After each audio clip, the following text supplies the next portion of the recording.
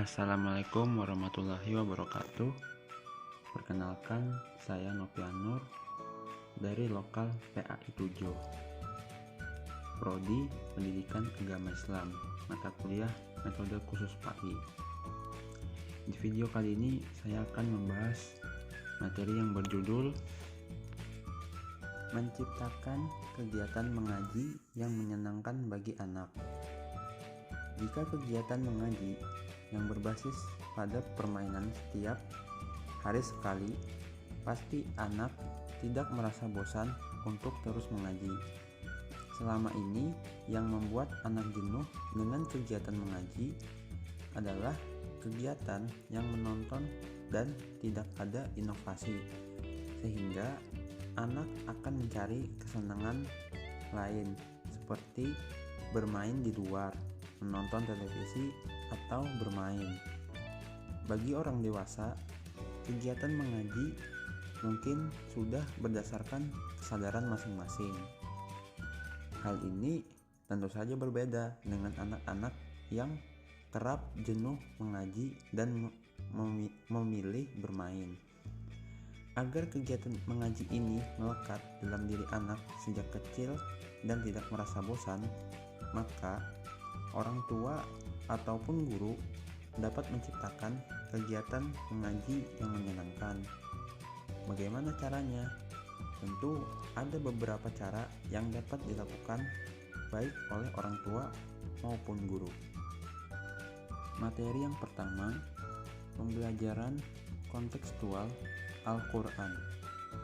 Seringkali orang tua melakukan kesalahan saat mengajari membaca Al-Quran adalah terlalu fokus pada jumlah ayat. Misalnya, berapa banyak ayat yang harus dibaca dan dihabiskan. Padahal, dalam perkembangan anak, terutama pada rentang usia di bawah 7 tahun, belum bisa dipaksa untuk melakukan kegiatan seperti mengaji dan sholat.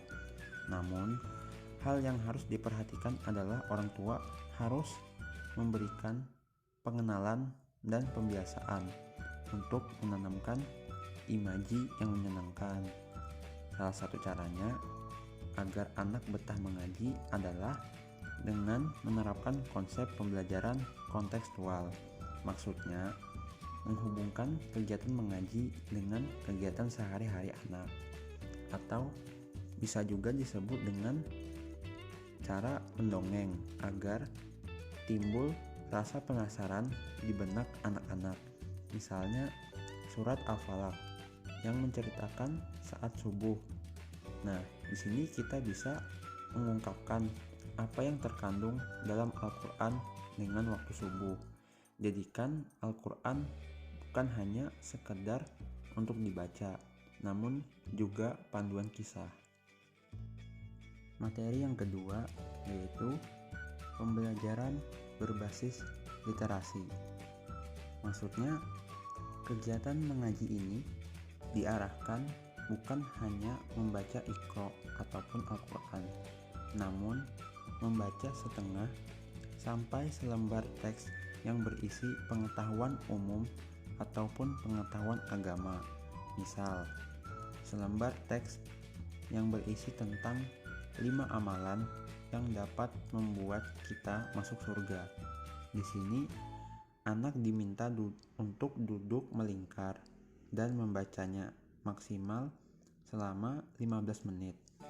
Setelah itu, teks ditutup dan anak diberikan pertanyaan, mulai dari pertanyaan yang ada di dalam teks ataupun di luar teks. Hal ini dilakukan untuk meningkatkan daya pikir dan analisis anak terhadap sesuatu. Misal, saat anak diberikan pertanyaan seputar teks, maka sesungguhnya dalam perkembangan membaca kognitif, anak baru sebatas recall atau mengungkap kembali pengetahuan yang telah diperoleh sebelumnya. Namun, saat anak diberikan pertanyaan di luar teks dan ia berhasil menjawab, maka tahapan membaca kognitif anak sudah sampai great thinking atau menciptakan sesuatu yang baru dari buah pemikirannya. Agar pembelajaran berbasis literasi ini semakin seru, maka kita dapat membuat sistem poinisasi, di mana semakin anak dapat menjawab pertanyaan, maka semakin banyak juga poin yang terkumpul. Saat anak sudah mampu mengumpulkan poin dengan jumlah tertentu, maka poin tersebut berhak untuk ditukar dengan hadiah.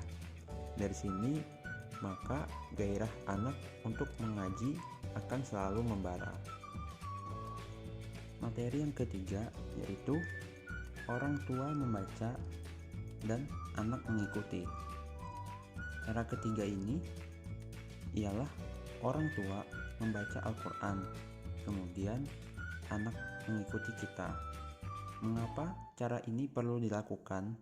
Sebab pada usia-usia seperti itu, anak menganggap Al-Quran adalah bahasa asing, di mana secara kognitif anak bahasa harus diterjemahkan sebanyak 2 kali.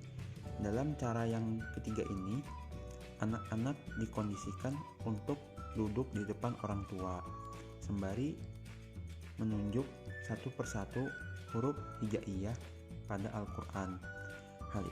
Hal ini dilakukan untuk melatih anak-anak duduk rapi.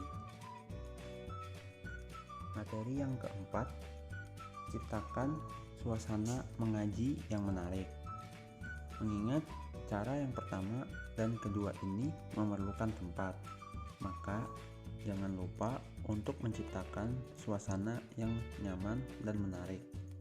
Di sini, pernik atau furnitur bisa menjadi alternatif daya tarik anak untuk betah duduk dan mengikuti kegiatan mengaji. Namun, tentu saja harus disesuaikan dengan karakter si anak. Misalnya, pemilihan meja dan kursi khusus mengaji yang memiliki warna menarik dan menjadi warna kesukaan anak. Meja dan kursi lebih fleksibel digunakan. Orang tua bisa menggunakan dimanapun pada ruangan rumah yang hendak dijadikan tempat mengaji. Jika memiliki musola di rumah, kita bisa berkreasi dengan membuat majalah dinding yang berisikan huruf-huruf hijaiyah, karya-karya anak, atau poster-poster dari potongan doa, disertai gambar yang menarik. Selain itu, ruang musola juga bisa menjadi tempat yang menarik bagi anak dengan memainkan warna cat dinding. Jika di rumah hanya memiliki ruang terbatas, kita bisa membuat tempat mengaji dengan tematik tertentu, misalnya tema alam. Maka kita dapat memanfaatkan tanah lapang yang luas di dekat rumah untuk dijadikan tempat mengaji yang asik dan menyejukkan. Dari keempat cara tadi, maka jika kita memikirkan betul-betul apa yang harus dilakukan agar anak tidak bosan untuk mengaji, pasti akan selalu ada solusi yang bisa dicari. Selama ini kita terlalu asik dengan kebiasaan yang sudah berjalan, sehingga terasa malas untuk memikirkan hal-hal yang lain. Padahal saat kita memikirkannya, ide akan selalu bermunculan. Selama ini ide itu mati karena kita sendiri tidak pernah memikirkan. Keempat cara ini jika kita lakukan di lingkungan kita, maka selain tercipta kegiatan mengaji yang menyenangkan, juga tercipta lingkungan yang dapat meningkatkan berbagai aspek perkembangan anak, mulai dari meningkatnya perkembangan kognitif, afektif, hingga psikomotorik anak. Mungkin itu saja yang dapat saya jelaskan di video kali ini. Semoga bermanfaat bagi kita semua. Kurang lebihnya saya mohon maaf. Wassalamualaikum warahmatullahi wabarakatuh.